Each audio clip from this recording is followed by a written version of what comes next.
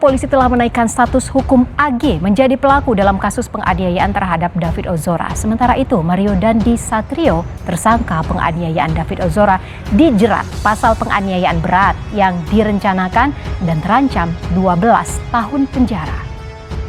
Shane bantah keterangan Kapolres Jakarta Selatan soal peran pacar Mario Dandi saat David dianiaya. 20 Februari 2023, tersangka MDS menghubungi tersangka S, kemudian tersangka S bertanya, "Kamu kenapa?" Akhirnya tersangka S menyatakan emosi dan tersangka MDS emosi, kemudian tersangka S menjawab, "Gua kalau jadi lu, pukulin aja, itu parah, Den." Ada perubahan konstruksi pasal.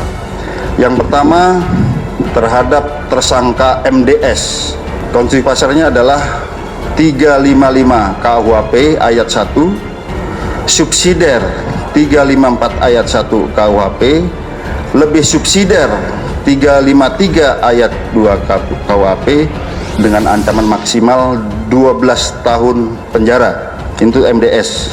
Untuk tersangka SL itu 355 KUHP 355 ayat 1 KUHP, junto 56 KUHP, subsidiar 354 ayat 1 junto 56 KUHP, lebih subsidiar 353 ayat 2 junto 56 KUHP, lebih subsidiar 351 ayat 2 junto 56 KUHP dan atau 76C junto 80 Undang-Undang Perlindungan Anak. Ya. Sebelum terjadinya kejadian itu, saya istilahkan ada pra-kejadian. Jadi pra-kejadian itu sekitar jam 17.45 MDS itu menelpon, ini menurut klien saya dan juga bapak klien saya, menelpon beberapa kali si Sen yang dia pada saat itu ada di rumah kosnya.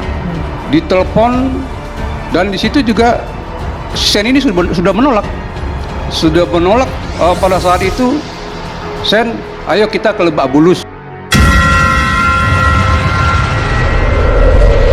Masih kasus sekarang lagi ramai itu Dandi Mario yang dia itu pacaran sama anak 15 tahun. Iya, dating a minor. Dia masih muda banget, 15 tahun. Terus si cewek ini ya, kita ibaratkan lah kayak kasus FS ya. Dia ibu PC. Dia mengatakan kalau dia dulu pernah berhubungan sama si David ini, mantan pacarnya, dan dia itu digrepe-grepe with no evidence, oke? Dan habis itu cowoknya, cuma kalau di kasusnya si Dandi ini cowoknya bukan aparat penegak hukum ya, cuma dia anak pejabat nih. Jadi bapaknya kena semua sampai bapaknya nggak lagi jadi pejabat. Nah, si Dandi ini main hakim sendiri, melakukan penganiayaan ya. Kalau sampai David itu meninggal, aduh jangan sampai. Udah, kasusnya ini udah mirip 11-12 gitu ya. Ironi nggak sih ngelihat seorang pejabat kan automatically kan pasti latar belakang pendidikannya bagus dan pasti punya banyak uang, kekayaannya aja tinggi. Tapi dalam rangka mengedukasi anak tuh masih seperti ini gitu. Dan bisa-bisanya melakukan kejahatan begitu keji kepada orang. God! Terang begitu saya menyimak pemberitaan ini, kok saya konyol-konyol teringat kisah lika-liku romantika antara Ferdy Sambo dan Putri Candrawati ya. Ada perempuan yang mengadu bahwa dia sudah begini begitu, lalu si lelaki gelap mata, naik hitam, terjadilah kekerasan yang sedemikian.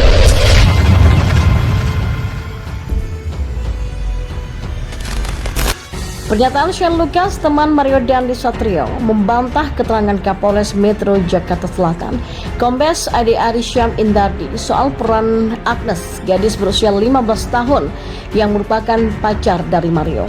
Shane seperti diketahui ikut terseret pada kasus penganiayaan Kristalino David Ozora.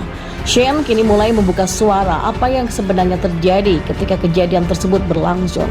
Shane membongkar kelakuan Agnes saat David yang tidak lain adalah mantan kekasihnya dihabisi secara brutal oleh Mario. Sebelumnya Kapolres Ade Ari mengatakan AG tidak terlibat dalam hal perekaman aksi penganiayaan David, melainkan hanya Shane yang memegang kamera ponsel.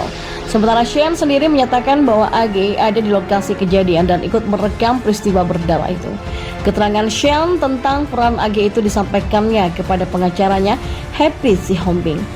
Ada yang disampaikan ada orang lain yang merekam video, kata Happy. Kepada Happy, Shane menyebut pacar Mario berinisial AG ikut merekam video aksi penganiayaan David. Ia pun mengungkapkan alasan kliennya merekam aksi penganiayaan oleh Mario terhadap David. Happy mengatakan ada relasi ketergantungan antara Shane dengan Mario.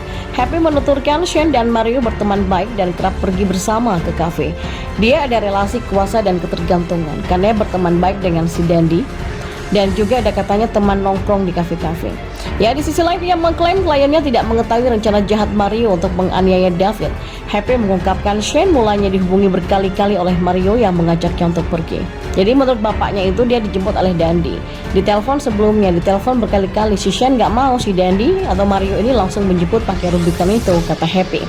Pada akhirnya Shane tetap ikut Mario pergi dengan menumpangi mobil Jeep Rubicon. Namun menurut Happy saat itu Shane tidak mengetahui jika Mario bakal menemui dan menganiaya David. Shane sebenarnya pada saat di mobil itu pas dijemput dan dia itu bilang kita ke Lebak Bulus. Ini kata orang tuanya ya, sekali lagi di Lebak Bulus tahu-taunya di tengah jalan ke tempat yang lain, ujarnya. Sebelumnya, Kapolres Metro Jakarta Selatan, Kombes Ade Ari, telah memaparkan kronologi kejadian penganiayaan termasuk peran para pelakunya. Dalam kasus penganiayaan ini, Polres Metro Jakarta Selatan telah menetapkan Mario dan rekannya Shane sebagai tersangka. Sedangkan pacar Mario berinisial AG masih berstatus sebagai saksi, meskipun ia juga berada di tempat kejadian perkara atau TKP. Ade Ari mengatakan peran Shane adalah memprovokasi Mario untuk menganiaya David. Selain itu, Shane disebut sebagai satu-satunya orang yang merekam kejadian penganiayaan. Setelahnya Mario mengkonfirmasi informasi yang diterima dari APA kepada kekasihnya AG. Setelah AG dikonfirmasi oleh tersangka MDS, akhirnya di tanggal 20 tersangka MDS menghubungi tersangka S, kemudian tersangka S bertanya kamu kenapa. Akhirnya tersangka MDS emosi, kemudian tersangka S menjawab gua kalau jadi lu pukulin aja, itu parah dan ujarnya. Adapun peristiwa penganiayaan ini terjadi di Kompleks Green Permata Ulu Jami, Pesanggerahan, Jakarta Selatan. Pada Senin malam kemarin, Mario menganiaya David secara brutal dengan menendang, memukul, dan menginjak kepala korban berkali-kali. Mario dijerat dengan pasal 76C Junto, pasal 80 Undang-Undang Nomor 35 Tahun 2014 tentang perubahan atas Undang-Undang RI Nomor 23 Tahun 2002 tentang perlindungan anak dengan ancaman pidana maksimal 5 tahun penjara. Selain itu, Mario juga disangkakan dengan pasal 351 ayat 2 tentang penganiayaan berat dengan ancaman pidana maksimal 5 tahun penjara. Sedangkan Shane sendiri dijerat dengan pasal 76C Junto, pasal 80 Undang-Undang Nomor 35 Tahun 2014 tentang perubahan atas Undang-Undang RI Nomor 23 Tahun 2002 tentang perlindungan anak. Iya, tersangka Shane Lucas sendiri membongkar kesaktian mobil Jeep Rubicon milik temannya yang juga menjadi tersangka penganiayaan David yang bernama Dandy. Dengan mobil Rubicon itu, Mario Dandy disebut bisa melenggang di jalan tol tanpa harus membayar. Adapun Mario dan Shane berstatus sebagai tersangka untuk kasus penganiayaan terhadap anak petinggi GP Ansor, Kristalino David Ozora yang berusia 17 tahun atau yang biasa dipanggil dengan David. Kuasa hukum Shane, Happy SPC Hombing, mengatakan Shane Lucas sudah berteman dengan Mario Dandy selama sekitar 1 tahun terakhir. Berdasarkan pengakuan Shane, sambung Happy, Mario tidak pernah membayar ketika melintasi di jalan tol. Nama Agnes Gracia Haryanto yang berusia 15 tahun memang sedang menjadi sorotan publik terkait keterlibatannya di dalam kasus penganiayaan David Ozora yang dilakukan oleh Mario Dandi Satrio. Sebagaimana diketahui, Agnes disebut menjadi pemicu insiden penganiayaan tersebut karena mengadu soal perlakuan tidak baik David kepada dirinya hingga membuat Dandi naik pitam dan melakukan hal keji tersebut. Baru-baru ini beredar sebuah tangkapan layar yang diduga merupakan chat antara Agnes dan David di hari kejadian. Keduanya tampak melakukan percakapan panjang pada pukul 15.57 waktu Indonesia Barat hingga 19.18 waktu Indonesia Barat sebelum terjadinya penganiayaan. Dalam chat yang diunggah oleh pengguna akun Twitter @altoluger, terlihat percakapan antara Agnes dan David pada Senin 20 Februari 2023 pada pukul 19.04 waktu Indonesia Barat. Begini isi pembicaraannya. Agnes, gue telepon brimob gue kalau lu batu. David, yang mengirimkan pesan suara selama 5 detik. Agnes mengatakan, warang aja yang turun nih. Pesan kedua disensor. David, lu bilang sama tante lu ya, aneh. Agnes, tante gue di mobil. David, foto dah, mobil apaan? Agnes mengatakan turun dong sekarang. David, jawab dong, merujuk pesan jenis mobil yang digunakan. Agnes mengatakan Camry.